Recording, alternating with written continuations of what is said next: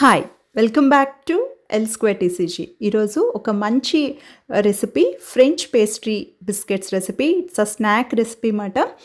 చాలా అంటే చాలా టేస్టీగా ఉంటుంది, క్రంచీగా, ఫ్లేకీగా, స్వీట్గా ఉంటాయి. పిల్లలకైతే చాలా బాగా నచ్చుతాయి. ఎవరికైనా నచ్చుతాయి, బట్ పిల్లలైతే దే లవ్ ఇట్. సో దీనికి కావాల్సింది ఏంటంటే, మనం వెజ్ పఫ్స్ చేసుకునే పేస్ట్రీ షీట్ ఉంటే చాలా ఈజీగా చేసేసుకోవచ్చు. ఎవరైనా చూడ్డానికి కూడా చాలా బాగుంటాయి, లిటిల్ హార్ట్ బిస్కెట్స్ లాగా కనపడతాయి, కానీ ఇవి ఇంకా చాలా బాగుంటాయి అన్నమాట. సో ఈ రెసిపీని మనం ఎలా చేయాలో చూద్దాము. అలాగే చాలా రోజుల తర్వాత నేను పెట్టిన ఇది రెసిపీ. ఐ వాజ్ బిజీ, ఇంకా కొంచెం సిక్ అయిపోయాను కాబట్టి చాలా రోజుల తర్వాత నేను మళ్ళీ ఈ వీడియో చేస్తున్నాను. సో ముందుగా అయితే నేను ఇలా రెడీమేడ్ షీట్స్ దొరుకుతాయి కదా, ఇది చిన్న షీటే, ఈ సైజ్ ఈవెన్ మనం వుడెన్ చాప్ బోర్డ్ ఉంటుంది కదా, దానికన్నా కొంచెం చిన్న సైజే ఇది. సో ఒక షీట్ తీసుకున్నాను అనమాట. అయితే షీట్ తీసుకొని మనం ఇలా ఓపెన్ చేసి ఫస్ట్ పెట్టుకోవాలి. నా షీట్ ఒక సైడు ఎడ్జ్లో ఫోల్డ్ అయిపోయి ఉన్నది. సో అది మనకి ఫోల్డింగ్ చేసినప్పుడు ఈవెన్గా రాదన్నమాట ఇది, కాబట్టి నేను తర్వాత దాన్ని యూజ్ చేసుకుంటాను. అది అక్కడ కట్ చేస్తాను. ఇప్పుడు మనకి చక్కగా రెక్టాంగిల్ షేప్లో ఉండే షీట్ రెడీ అయింది. ఇప్పుడు ఏం చేయాలంటే, కొంచెం షుగర్ తీసుకోవాలి. ఇది అరౌండ్ 50 గ్రామ్స్ ఉంటుందేమో షుగరు, అంతకన్నా అయితే ఎక్కువ తీసుకోని అవసరం లేదు. సో స్ప్రింకిల్ చేసుకొని, మనకి ఎక్కువ కావాలంటే ఎక్కువ వేసుకోవచ్చు షుగర్. నేనైతే మీడియంగా షుగర్ స్ప్రింకిల్ చేసి చూపిస్తున్న విధంగా రెండు వైపులా మనం చక్కగా ఫోల్డ్ చేసుకోవాలి షుగర్ చల్లుకుంటూ. సో ఈ రెసిపీ అయితే రెండే ఇంగ్రీడియంట్స్, ఒకటి పేస్ట్రీ షీట్, ఇంకొకటి షుగర్ మాట. షుగర్ మనకు కావాల్సినంత వేసుకోవచ్చు. నేనైతే మీడియంగా చల్లుతున్నాను. సో ఇప్పుడు అలాగే మళ్ళీ సెకండ్ ఫోల్డ్. అలాగే ఈ రెసిపీని 200 డిగ్రీస్ దగ్గర 15 మినిట్స్ బేక్ చేయాలి, ప్రీ హీట్ చేసిన అవెన్లో.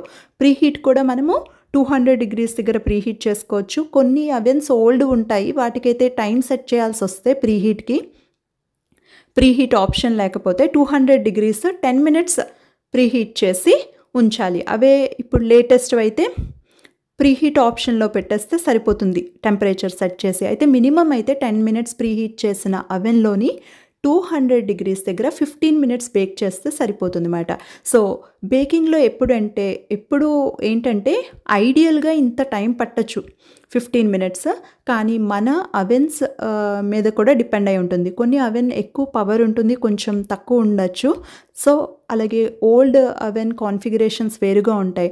అప్పుడు ఏం చేయాలంటే, మనం ఫస్ట్ టైం ఏ ఐటమ్ అయినా బేక్ చేస్తున్నప్పుడు మనం చూస్తూ ఉండాలి, అంటే 15 మినిట్స్కి నాకు బేక్ అయిపోయిందా అనేది చూడాలి. ఒకవేళ కలర్ రాకపోతే ఇంకొంచెం సేపు మనం పెట్టచ్చు అన్నమాట.